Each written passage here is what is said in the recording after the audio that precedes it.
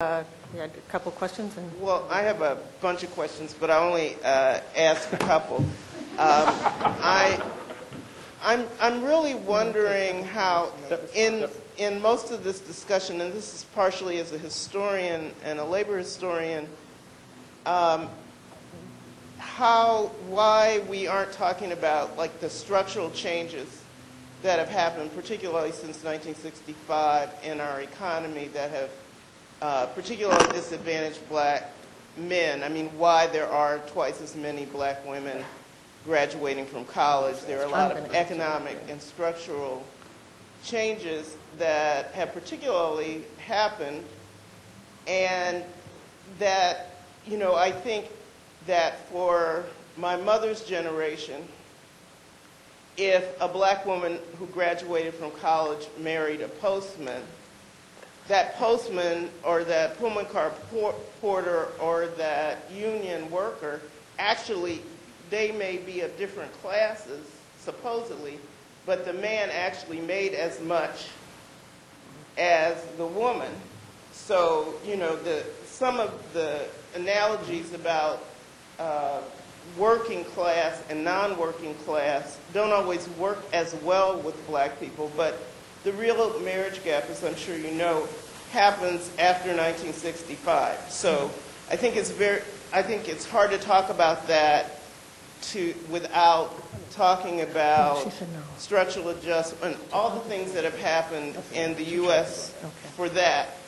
And then, but part of my problem with and I have to admit that I've been married to a black man for 40 years, so, you know, and I have 2 black sons, but I'm really struck with the stopgap solution that's sort of a generational solution that claims that black men have bad behavior. And I don't know if marrying out is if for women marrying out is good behavior, but for men marrying out is bad behavior. That they get a pass. They aren't supposed to change their behavior in this interim. I don't know what you're teaching your sons or if you're introducing all your white colleagues to your sister, but I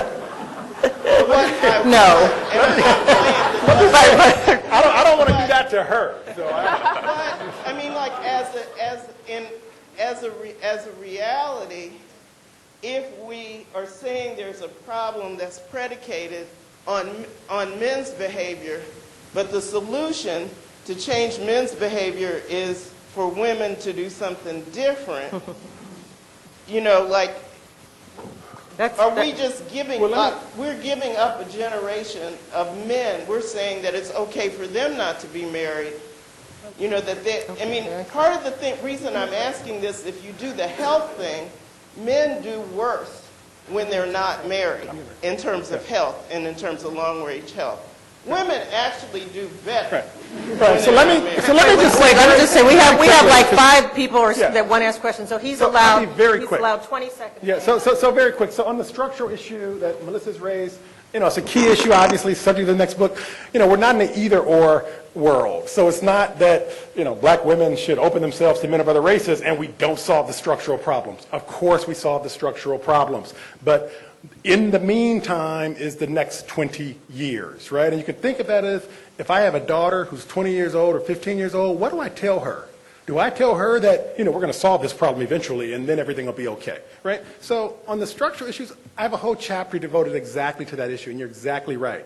There's a big transformation of the labor market, right? That's the subject of a whole chapter and I do address that. And one other point is that I don't argue actually that black men should be let off the hook for anything, but I also don't assume that black men are any more moral than any other group of men. I think that people respond to the incentives in the market. Okay.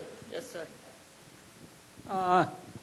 You two sat down together and standing up together. Are you related somehow, husband and wife? This is my younger brother. This is my younger brother, my baby brother. Oh, what a combination. And he's got 3 big sisters. So. Thank you. No wonder. Anyway, I'm from Korea. So if I put Korean wisdom in the subject, Thank you. 30 seconds. You mentioned marriage up, marriage down, or looking up or looking down. In Korea, we say, look around. Look around, and then decide, will he make a good father? Will he make a good husband? Will she make a good mother? Will she make a good wife? And then take time and decide. What do you say? Let me say, do you think, what are the things, do you think you have the same things that make a good mother and a good husband and as Americans do? Is the Korean perspective on what makes a good mother and a good husband, are those across the board the same as Americans, or? We always thought it's not whom you marry. It's not what you marry. It's whom you marry. Yeah. So select the Right. best one you could So make a good choice. Very good. Thank you. I agree. Young man? Hey,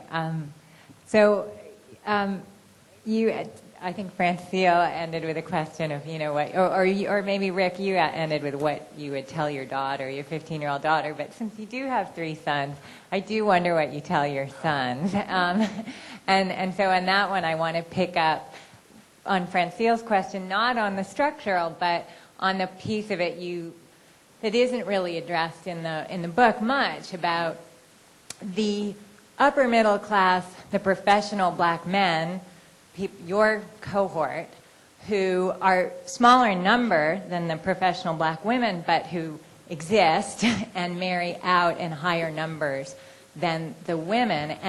And I thought actually that you left open, really didn't discuss whether you shared Francile's inference that you're saying that's marrying out is bad behavior for them while you encourage it for women, or whether you think actually, everyone should be just looking for the best partner. But I did wonder, if we're giving people, I know you're not giving prescriptions, but if we're saying what would be a good thing for this problem, some of it might be helped if, and that's certainly, at least, anecdotally among women, African American women I speak to, there's also anger at their professional counterparts who are marrying out. And I wonder whether you would also have anything to say to your African American colleagues. So this is the point where my wife, who's a social psychologist, we disagree on this is actually the issue where we disagree. I think she probably would tell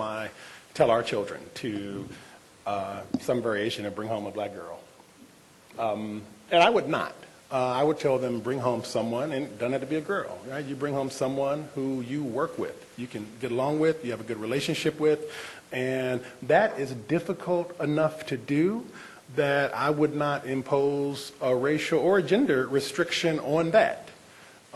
And that leads into the view that's become stronger for me in the course of this project, which is that in choosing partners, I think the personal is not political. And the personal should not be seen as political. And it's too much to ask of black men or of black women to do something for the group that doesn't also work for them. And it's too much even to ask of my children, I think, frankly, and I know they probably would disobey anyway, right, to do something that makes their parents happy. Our challenge as parents is to actually be happy for their happiness and to be happy in a way that recognizes they've made the choices that they think are best for them, even if those are choices that we would not have made in a similar situation. Can I make a really quick comment, which is just to sort of revive the masculinity critique and say the masculinity critique, right, could help you raise your sons to say to them, you might be disadvantaged in the marriage market because women are looking for a performance of masculinity that's really associated with working class culture, and they're not going to be terribly happy. So show a little swag or a little flash of swag every now and again so you can compete effectively in the marriage market. Because I think there are a core group of middle-class black men who do not do well, who are the nerds in high waters at the dream end of the story. Charlton. And they are systematically disadvantaged. They remain single a long time, and they're fantastic marriage partners. But until we have the conversation about masculinity, they're left out. So we need swag promotion. I would just say there's an immediate application.